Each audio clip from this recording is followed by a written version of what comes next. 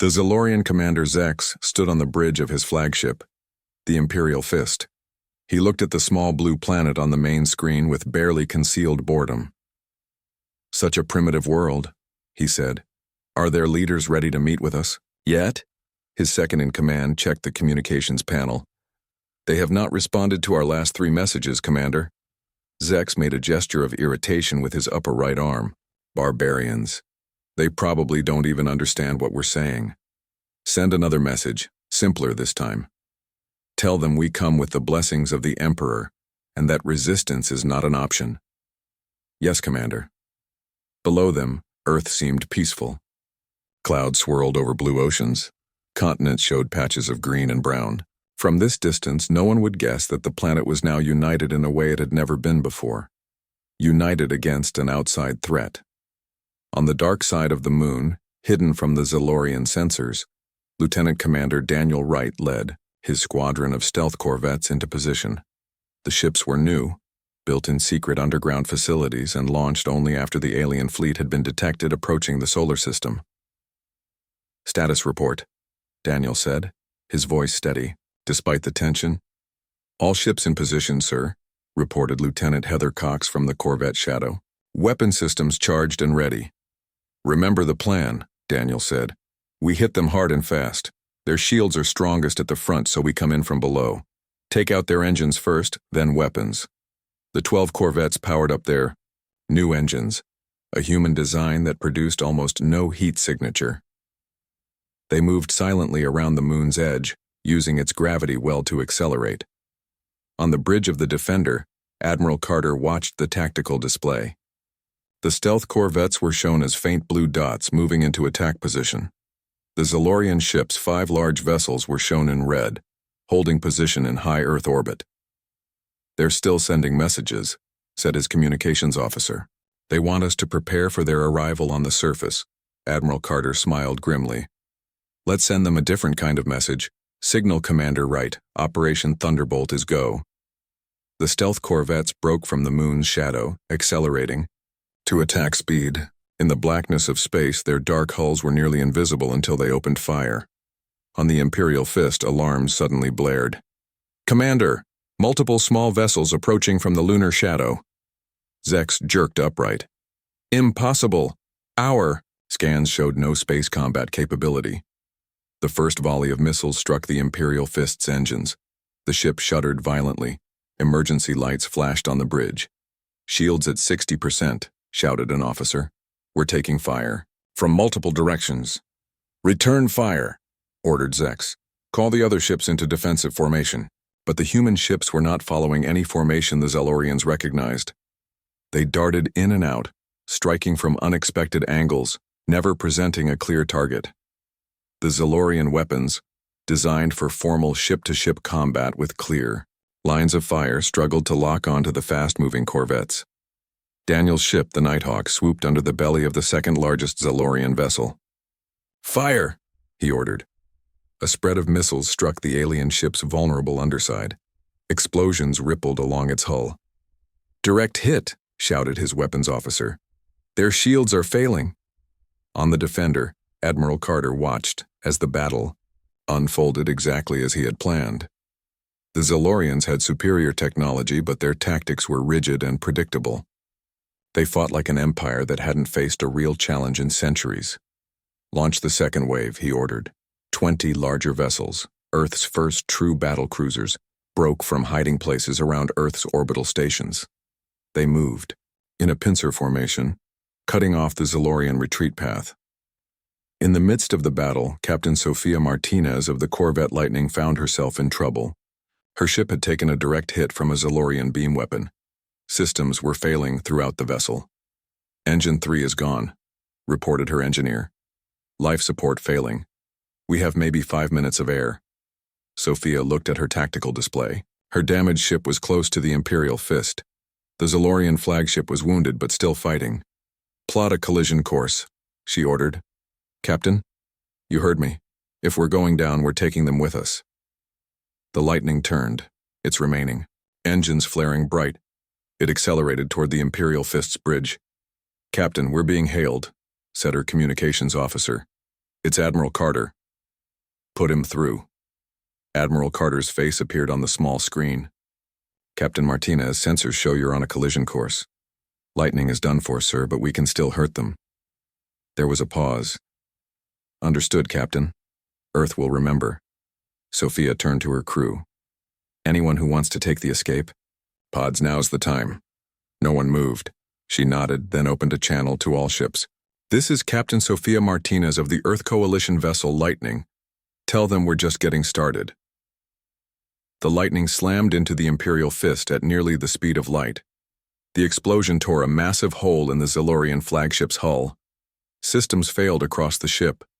On the bridge, Commander Zex was thrown to the floor as atmosphere vented into space. Emergency shields, he gasped. Force fields snapped into place, stopping the air loss. But the damage was catastrophic. 3 decks were exposed to vacuum. Quarter of the crew was dead or missing. Status of the fleet, Zex demanded. 2 ships destroyed, 1 crippled. The 5th is still fighting but surrounded. Zex couldn't believe what he was hearing. This was supposed to be a simple show of force against a primitive species. Instead, his fleet was being decimated. Prepare for emergency jump, he ordered. We must report this to the Empire. As the surviving Zalorian ships prepared to flee, Captain Elena Valdez of the Earth cruiser Horizon saw an opportunity. Her ship had specialized equipment, designed to hack into alien systems. Get me into their main computer before they jump, she ordered her tech team. Working on it, Captain, replied Chief Engineer Paul Davis. His fingers flew across the interface. Their systems are advanced but not secure. They never expected anyone to try to hack them. What are you getting? Everything. Star charts, tech specs, communication protocols, ship locations. Paul looked up, his eyes wide. Captain, I think we just got the keys to the Empire. The Zalorian ships disappeared in flashes of light. They're faster than light drives, taking them far from Earth. The battle was over. On the Defender, Admiral Carter received the damage reports. 3 human ships destroyed, including the Lightning. 7 damaged but repairable. And against that, 4 Zalorian vessels destroyed or crippled with only 1 escaping. Sir, said his communications officer, Captain Valdez is reporting a successful data capture from the Zalorian systems. Admiral Carter nodded. Tell her well done. That information could be the key to our survival. He turned to look at the main view screen. Earth shone blue and peaceful below them. For now they had won, but he knew the Zalorians would be back, and next time they wouldn't underestimate humanity. Set all ships to repair status, he ordered, and start analyzing that Zalorian data immediately. We need to be ready. The news of the battle spread quickly across Earth. Humanity had faced its first alien threat, and won. In cities around the world, people celebrated. But in military command centers and government offices, leaders began preparing for what they knew would come next. 3 days after the battle, Admiral Carter addressed the Earth Coalition Assembly. Representatives from every nation listened in silence as he spoke. The Zalorians will return, he said. And next time, they'll bring a much larger force. But we've learned something important. Their technology is superior, but their thinking is rigid. They've been the dominant power for so long that they've forgotten how to adapt. He activated a holographic display showing the Zalorian ship designs and weapon systems, information captured by Captain Valdez. We now have access to their technology. Our scientists are already working to understand and reproduce it. But our greatest advantage isn't technology, it's our humanity. Our creativity. Our willingness to risk everything for freedom. He looked around the room, meeting the eyes of each representative. For all our history, we've fought each other. Now we have a common enemy. The Zalorians think our warlike nature makes us dangerous, they're right. But they don't understand what we've learned from our bloody past, that the strongest iron comes from the hottest fire. Admiral Carter's words were broadcast to every corner of Earth. Factories were converted to produce weapons and ships. Research labs focused on understanding alien technology. Training centers prepared soldiers for space combat. And deep in a secure facility, Captain Elena Valdez worked with scientists to unlock the secrets of the Zalorian database. Star maps revealed the true extent of the Empire. Thousands of worlds spread across the galaxy. Communication logs showed the panic that was now spreading through Imperial Command as they learned of their defeat. "They're afraid," Elena told Admiral Carter when he visited the facility. "They've never lost a battle before. They don't know how to handle it." "Good," said Admiral Carter. "Fear makes people stupid, and we're going to need every advantage we can get." The stars looked different from the observation deck of the Earth Coalition flagship Intrepid. Commander Olivia Reeves stood with her hands clasped behind her back, watching the vast alien station grow larger in the viewport. The Galactic Council hub was enormous, a spinning wheel of metal and light that made humanity's best space stations look like children's toys. "Nervous, Commander?" asked her second-in-command, Lieutenant Gary Miller. Olivia shook her head. "Not nervous, just aware of what's at stake." The truth was, everything was at stake. 3 months ago, an alien ship had appeared near Jupiter. It was the first contact humanity had ever made with intelligent life from beyond Earth. The aliens called themselves the Zalorians, and they claimed to rule over 300 different species in something they called the Galactic Empire. "Prepare, the diplomatic team," Olivia said. "We're about to dock." The team that filed into the airlock was small but carefully chosen. Dr. Alan White was Earth's leading xenobiologist. Susan Hill represented the Coalition's scientific community, and Frank Robinson was there to handle the complex translation software they had developed. The airlock hissed open. Standing on the other side were 3 Zalorians. They were tall and thin with pale blue skin and 4 arms. Their eyes were large and black with no visible pupils. "Welcome to the Galactic Council Hub," said the tallest Zalorian. Its voice came through the translation device with a metallic edge. "I am First Delegate Voxan. You will follow me." The humans were led through wide hallways filled with aliens of all shapes and sizes. Some walked on many legs. Others floated. Above the ground, a few seemed to be made of living crystal or metal. "My God," whispered Dr. White. "Look at them all." First Delegate Voxan did not slow down or explain anything. It moved quickly, as if the humans were an unpleasant task to be, finished as soon as possible. They entered a vast chamber. Hundreds of alien representatives sat in rising tiers around a central platform. The ceiling was so high it disappeared into shadow. "You will wait here," said Voxan, pointing to a small area off to the side of the main platform. "When the Council calls for you, you will present your case." "Our case?" asked Olivia. "We're here for diplomatic relations, not to defend ourselves." Voxan's face showed no expression. "All new species must petition for their status in the Empire. The Council will decide your place." Hours passed before they were called. When they finally stepped onto the central platform, the chamber fell, silent. A Zalorian much older than Voxan spoke from the highest tier. "The Council recognizes the representatives of planet Earth, Sol System, Orion Arm. You may present your petition." Olivia stepped forward. "Honorable members of the Galactic Council, we come in peace and friendship. Earth offers its hand in cooperation and mutual respect. We bring knowledge, art, and a desire to learn from your ancient wisdom." The chamber remained silent. The old Zalorian leaned forward. "We have reviewed your transmitted data. Your species is young. Barely 10,000 years of civilization. Still confined to one planetary system. And your history..." The alien paused. "Your history is most troubling." Olivia felt a chill.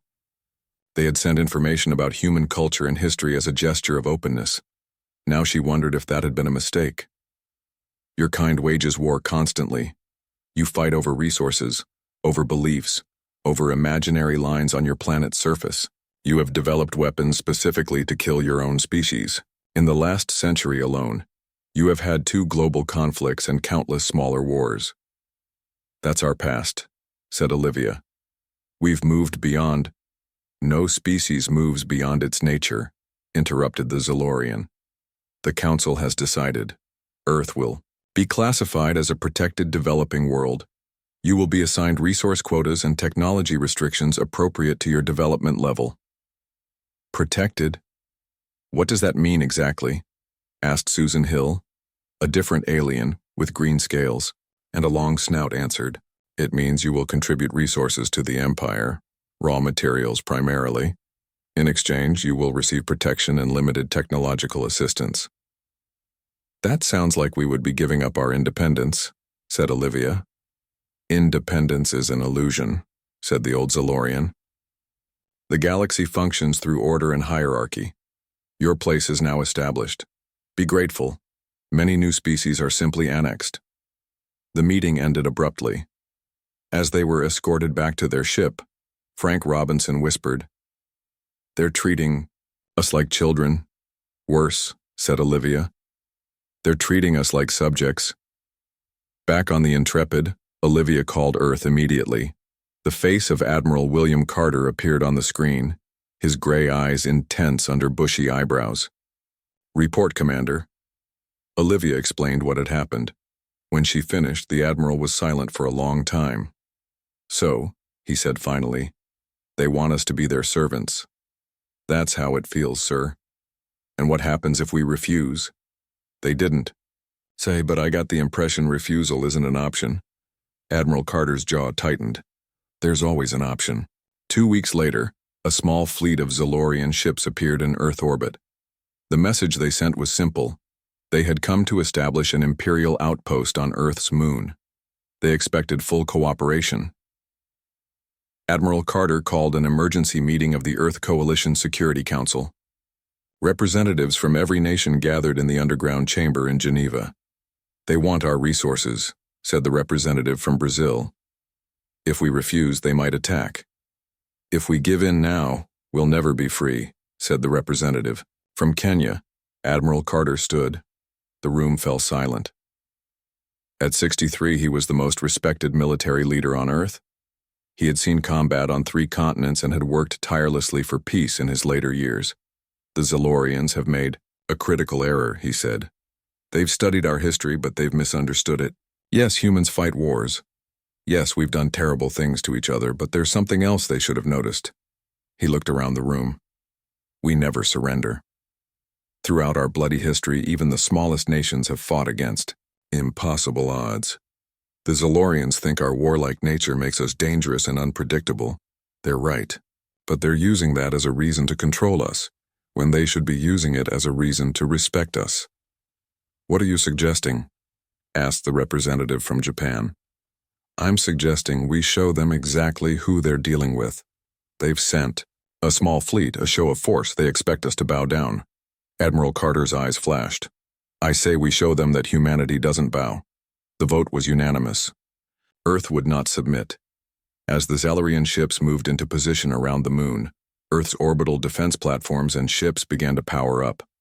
On the bridge of his flagship Defender, Admiral Carter gave the order that would change humanity's destiny forever. Commence Operation Thunderbolt. The Imperial Palace on Zalor Prime was ancient. Its crystal spires had stood for 10,000 years, watching over the capital of the greatest civilization the galaxy had ever known. In all that time, the central chamber had never seen such panic. "How?" demanded Emperor Zorix, his forearms trembling with rage. "How could 5 Imperial warships be defeated by a species that has barely left its own planet?" The gathered admirals and ministers looked at each other nervously. None wanted to deliver the bad news. Finally, Commander Zek stepped forward. His uniform was still torn from the battle. Burns marked his blue skin. "Your Eternal Majesty, the humans used tactics we have never seen before. They hid their ships. They attacked from multiple directions. They rammed our vessels with their own." "Suicide attacks?" The Emperor's voice was filled with disgust. "What kind of beings sacrifice themselves in such a manner?" "A species that values victory above all else," said Grand Admiral Zarathar, entering the chamber. Unlike the others, he showed no fear. At 900 years old, he had served the Empire for longer than most species had been part of it. "Grand Admiral," said the Emperor, "you have studied the reports?" I have your eternity. Zarathar activated a holographic display in the center of the chamber. It showed Earth and its solar system. The humans are indeed primitive by our standards, but they are also dangerous in a way we have not encountered before. The display changed to show the battle. The human ships darted around the Imperial vessels, like insects attacking a much larger animal. They used their weakness as strength, continued Zarathar. Their ships are small and crude, but fast and difficult to target. They have no concern for the formalities of proper space combat, and they learn quickly. What do you mean? Asked the Emperor. We have detected increased activity in their system. They are building ships, Your Eternity. Many ships. And they are improving their designs based on what they learned from our vessels. The chamber fell silent. The idea that a primitive species could learn Imperial technology so quickly was shocking. There is more, said Zarathar. We have lost contact with Outpost Station 42 in the Vega sector. The last transmission reported small, fast ships attacking without warning, ships matching the human design. Impossible, said one of the ministers. They cannot have reached Vega so quickly. Unless, said Zarathar, they captured our jump drive technology during the battle. The Emperor's eyes widened. You mean they are already spreading beyond their system? Yes, Your Eternity. The humans are not behaving like any new species we have encountered. They are not cowering in fear or begging for mercy. They are attacking. The Emperor turned to his war minister. How long until a proper fleet can be assembled? 3 months, Your Eternity. We must gather ships from across the Empire. You have 1 month, said the Emperor. This human problem must be solved quickly, before other species get ideas. Far away in the darkness between stars, Commander Jack Nelson sat on the bridge of the Earth ship Avenger. Around him, a small fleet of 20 ships moved silently through. Space. Jump complete, reported his navigator. All ships accounted for. Jack nodded. The captured Zalorian jump drive technology had been difficult to reproduce, but Earth's scientists had managed it. Now humanity had the stars within reach. Status of the target? He asked. Imperial fuel depot still showing normal activity. They don't know we're here. Jack smiled. His fleet had been raiding Imperial outposts for 2 weeks now. Hit and run, attacks, never staying long enough for the Empire to respond. Take what they needed, destroy what they couldn't take, and disappear. Begin approach, he ordered. Standard attack pattern. The human ships accelerated toward the massive fuel depot. It hung in space like a giant metal spider, its arms extending, to dock with Imperial vessels. Currently, 2 supply ships were connected to it. Those supply ships are our primary targets, said Jack. We need their cargo. The Imperial facility had minimal defenses. The Empire had never needed to heavily protect its infrastructure this far from the borders. There had been no war in this part of the galaxy for thousands of years. Until now, the human ships struck hard and fast. Their weapons, improved with captured technology, tore through the depot's shields. The 2 supply ships tried to flee, but smaller human vessels latched onto their hulls, cutting their way inside. Boarding teams report success, said Jack's communications officer. They've secured both supply ships. Tell them to download all navigation data and prepare the ships for jump, ordered Jack. The attack was over in less than 20 minutes. The fuel depot was left burning, its reactor core breached. The 2 supply ships, now under human control, disappeared into faster-than-light travel alongside the Earth fleet. Back on Earth, Dr. Allison Parker worked day and night in her laboratory. Around her, hundreds of scientists analyzed pieces of Zalorian technology. The room was filled with strange devices, half-disassembled alien computers and holographic displays showing incomprehensible symbols. I think I've got it, she said, looking up from her workstation. Her eyes were red from lack of sleep. The key to their faster-than-light communication system. Her assistant, Dr. Ben Lee, looked over her shoulder. Are you sure? We've been trying to crack that for weeks. Look here. Allison pointed to a series of equations on her screen. They use quantum entanglement, but with a twist we hadn't considered.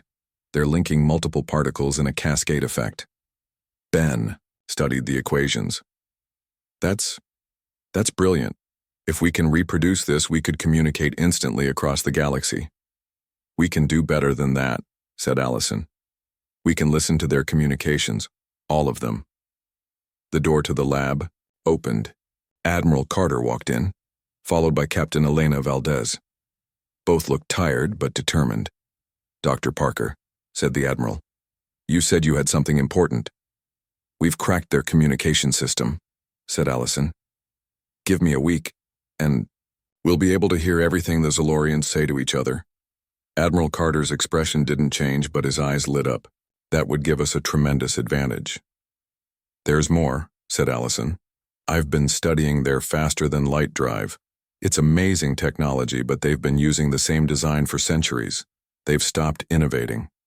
And we haven't, said Elena. Exactly. I think we can improve it, make our ships faster, more efficient, maybe even harder to track. Admiral Carter nodded. How long? 2 months for a prototype. Maybe less if I get more help. You'll get whatever you need, said the Admiral. The Zolorians are gathering a fleet. Our spies in the Empire report they're planning to attack Earth in force. How much time do we have? Asked Ben. Not enough, said Admiral Carter, but we'll make do. We always have. In the weeks that followed, Earth became a planet at war. Every factory, every laboratory, every shipyard worked at full capacity. Ships were built in orbit, their hulls assembled in space. Weapons were tested in the asteroid belt. Soldiers trained in zero gravity, and all across the galaxy, human raiding parties struck at Imperial targets. They avoided populated worlds, focusing instead on supply depots, communication relays, and automated outposts. Each raid brought back more technology, more resources, and more information about the Empire's movements. On Zalor Prime, Grand Admiral Zarathar stood before the War Council. His expression was grim. The humans have spread farther than we thought, he said. We have confirmed attacks in 12 sectors.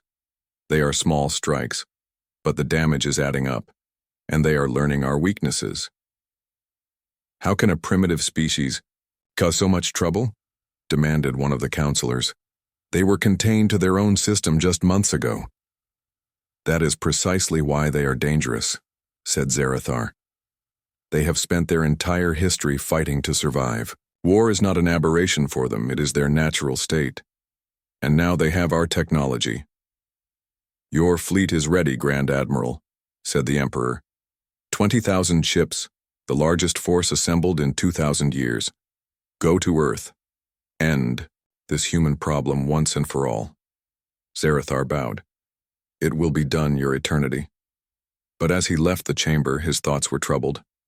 In all his centuries of service, he had never faced an enemy like the humans. They did not fight like civilized beings. They did not follow the ancient traditions of warfare. They did not care about honor or proper battle formations. They simply did whatever it took to win. The Grand Admiral's fleet departed Zalor Prime with great ceremony. Ships of all sizes, from massive dreadnoughts to swarms of fighters, formed up in perfect geometric patterns. Their hulls gleamed in the light of the twin suns. Imperial citizens watched from observation platforms, cheering as their invincible armada set out to crush the human rebels. No one noticed the small human probe hidden in the shadow of a maintenance satellite, recording everything. On Earth, the probe's transmission was received by the new Quantum Communication Center. Admiral Carter watched the images with his senior staff. 20,000 ships, said Commander Olivia Reeves, who had returned from her diplomatic mission to become one of Earth's top strategists. We can't match that. We don't need to match it, said Admiral Carter. We just need to survive it. He turned to the others in the room. The Zolorians are coming to destroy us. They want to make an example of Earth. Show the galaxy what happens to those who defy the Empire. The Second Battle of Earth began with a silence.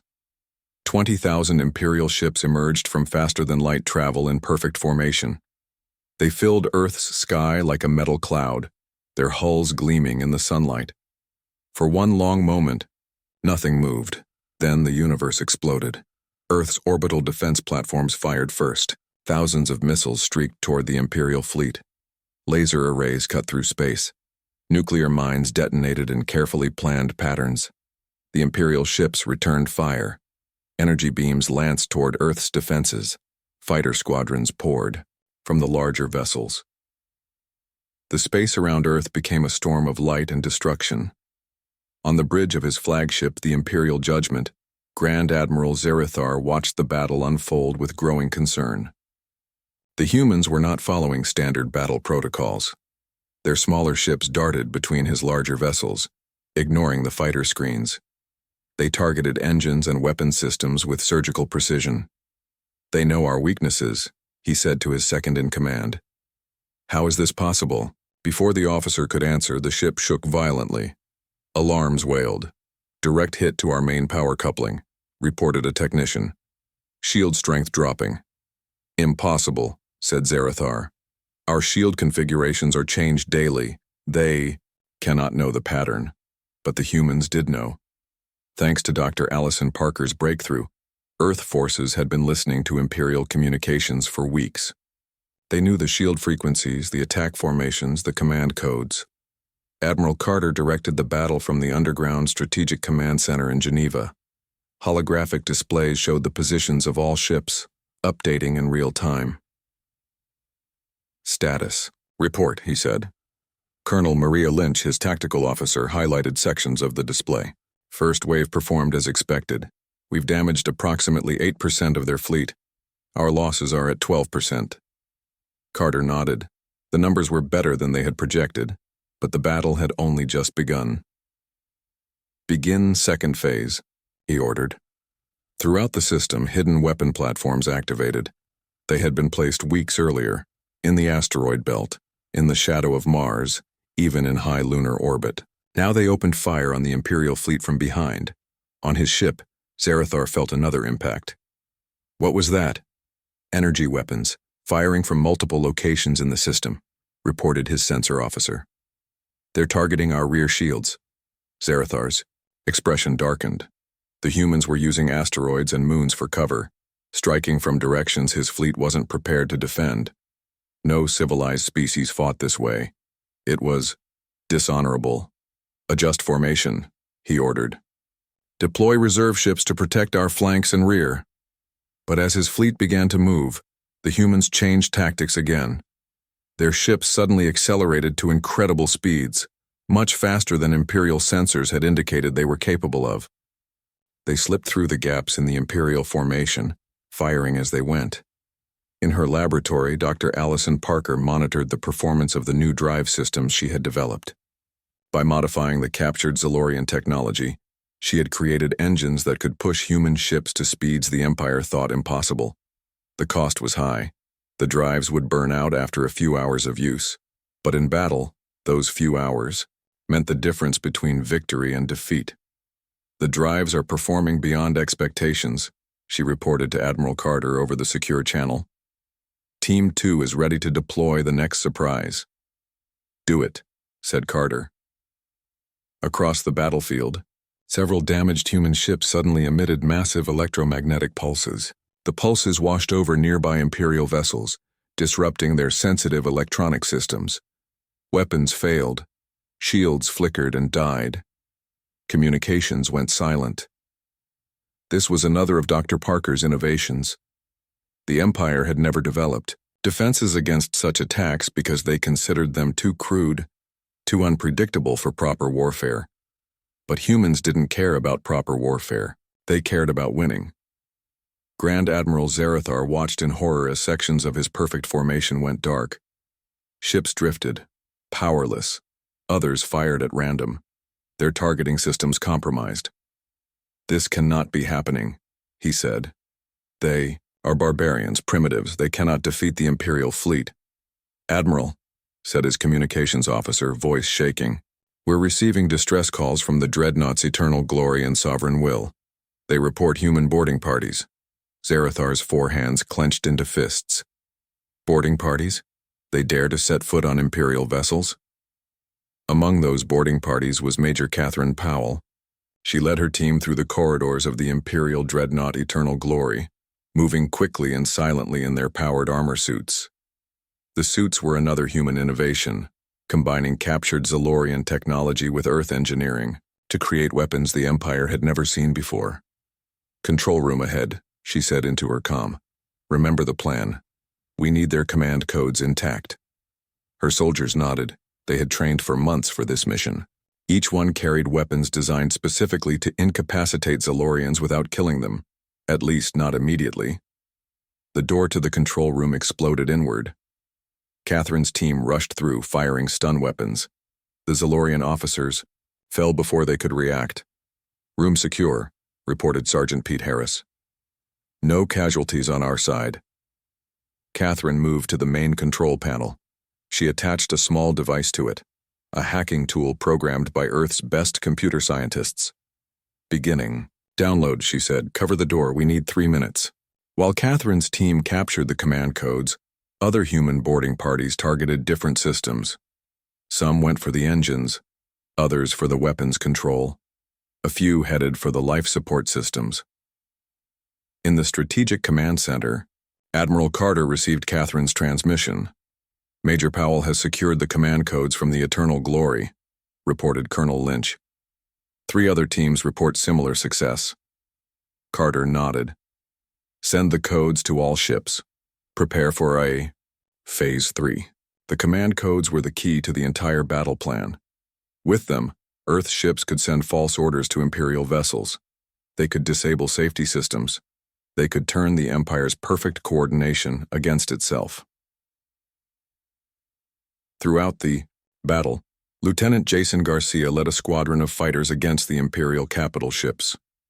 His small, fast vessels were nearly impossible for the larger ships to target. "Falcon Squadron, form up," he ordered. "We've got the codes. Time to hit the flagship." His fighters moved in perfect unison, darting between enemy vessels, drawing fire away from the larger Earth ships. As they approached the Imperial Judgment, Jason opened a communication channel.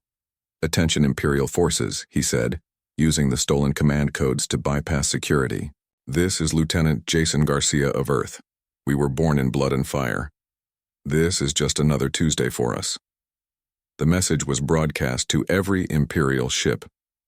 It served no tactical purpose except one, to show the Empire that humans were not afraid.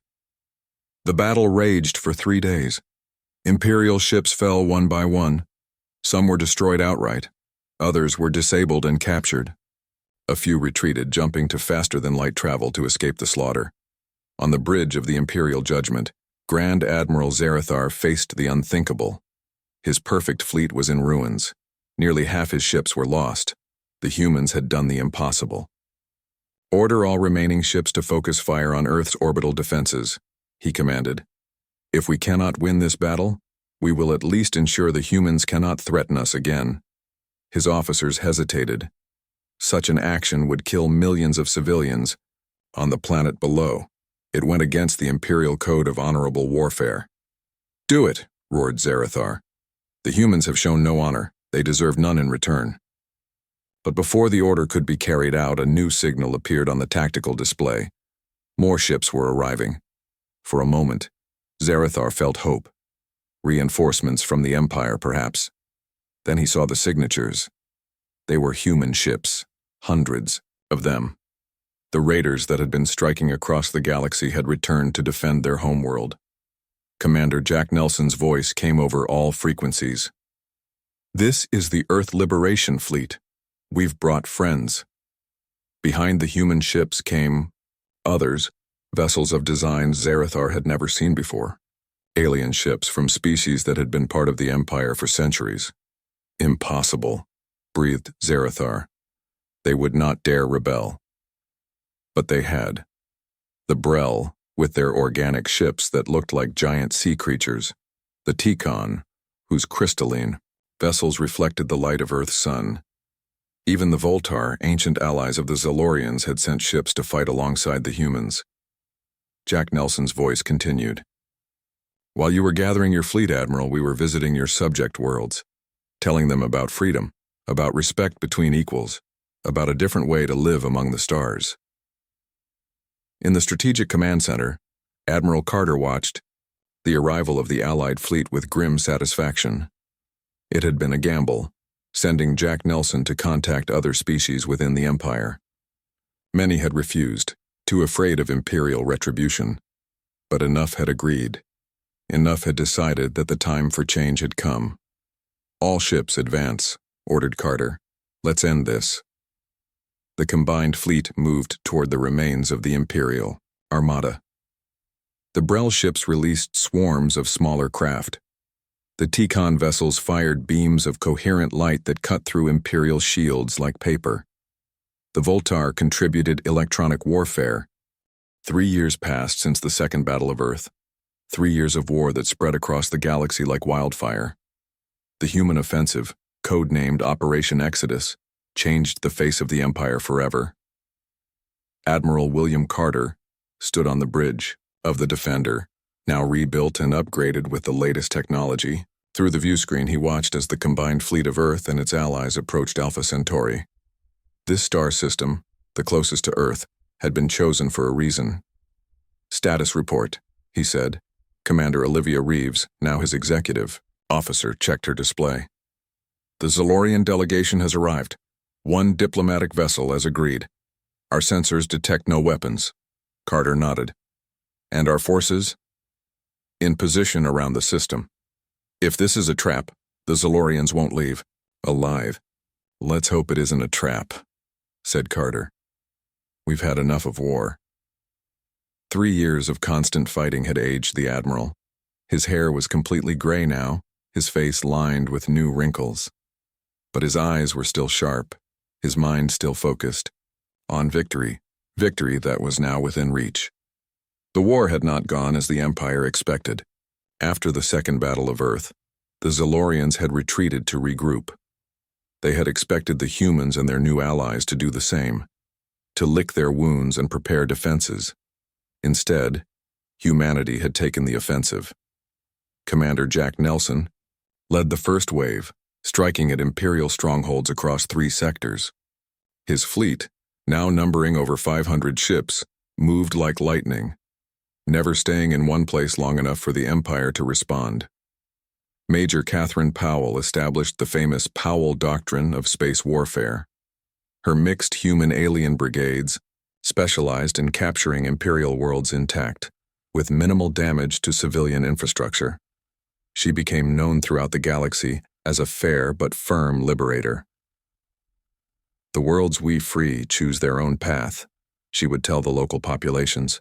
"Join us, remain independent, or even return to the Empire if you wish. The choice is yours." Most chose to join the growing alliance. After millennia of Imperial rule, the idea of self-governance was intoxicating.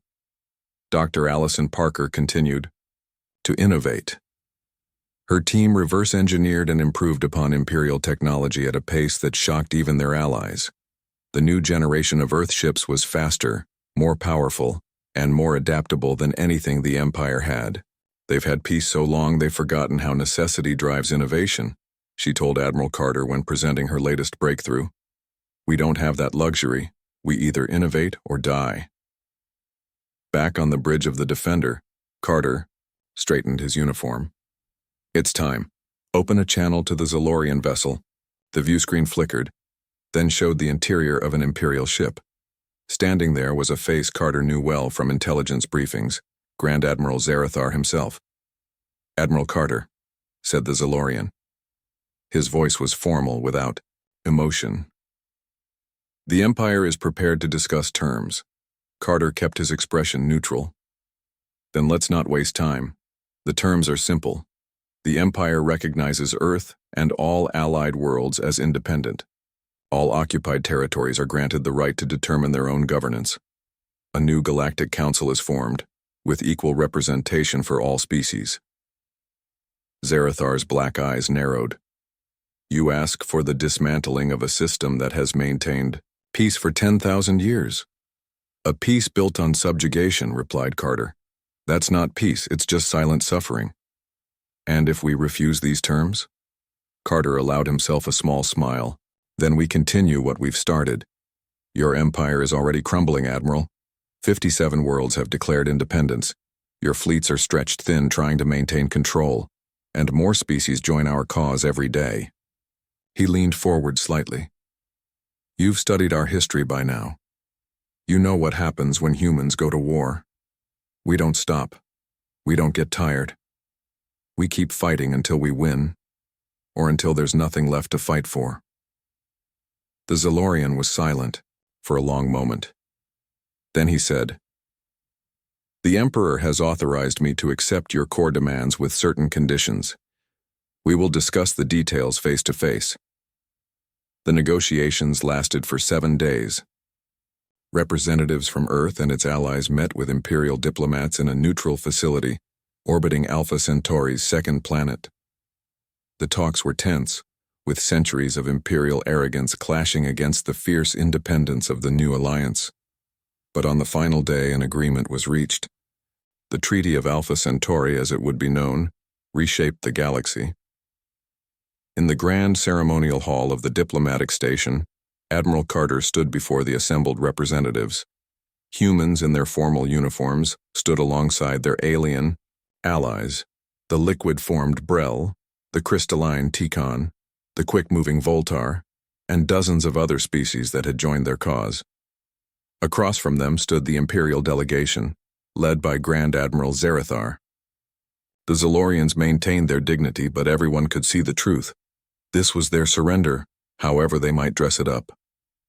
We gather today to end a conflict that should never have begun, said Carter, his voice carrying through the hall. 3 years ago, representatives of Earth went to the Galactic Council seeking friendship. They were dismissed, treated as inferiors, told to accept their place in the Empire's hierarchy. He looked directly at Zarathar. We didn't want this war, but we finished it. Humanity doesn't seek an empire of our own. We've seen enough of our history to know where that leads. What we offer instead is partnership. Not subjects, but allies. Not vassals, but equals. Carter gestured to the document displayed in holographic form above the central table. This treaty establishes a new order in the galaxy. The Galactic Empire will continue to exist for those worlds that choose to remain, but with limited authority. A new interstellar cooperative is formed by Earth and its allies, and independent worlds may chart their own course affiliated with neither power. The signing ceremony was broadcast throughout the galaxy. On thousands of worlds, beings of all shapes and sizes watched as representatives approached the table, one by one, adding their signatures or other marks of approval to the treaty. When it was done, Carter extended his hand to Zarathar in the human gesture of peace.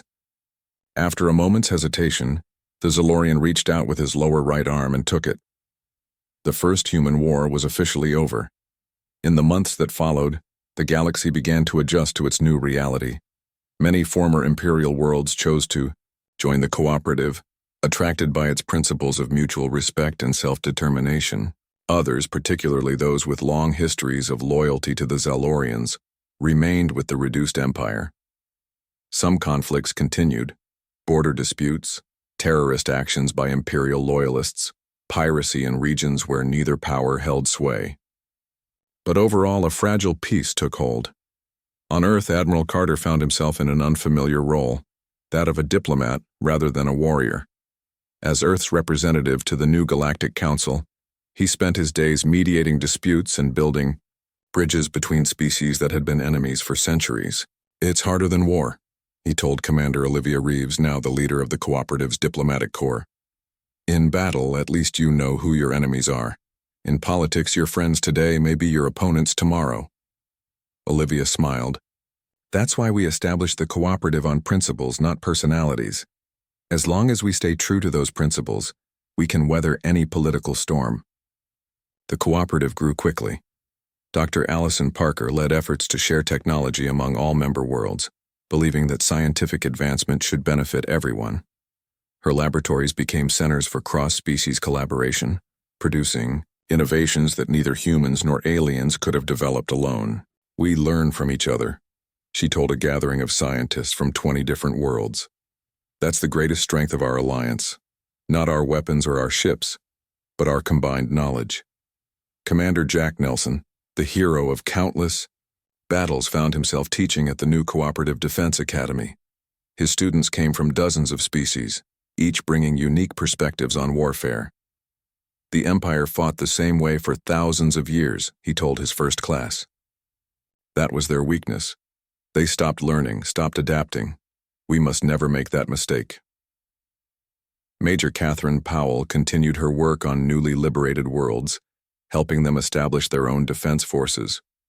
Her mixed species brigades became the model for the cooperative military, diverse, flexible, and bound by mutual respect rather than rigid hierarchy. Every world has the right to protect itself, she said at the commissioning of the Brel homeworld's new defense fleet. And every world has the responsibility to protect others. That's the bargain we've all made. Throughout the galaxy, the effects of the war rippled outward. Species that had been enemies under imperial rule found common ground as cooperative members. Ancient cultural exchanges, long suppressed by the Empire, were revived. Trade flourished, along new routes unrestricted by imperial quotas, and everywhere stories spread about the humans, the species that had done the impossible, that had brought down an empire that had stood for 10,000 years. Some of the stories were exaggerated. Humans became almost mythical figures in the tales told on distant worlds, super-strong, indestructible warriors who could defeat any foe. Parents on some planets even used humans in their version of scary stories. Be good, or the humans will come for you,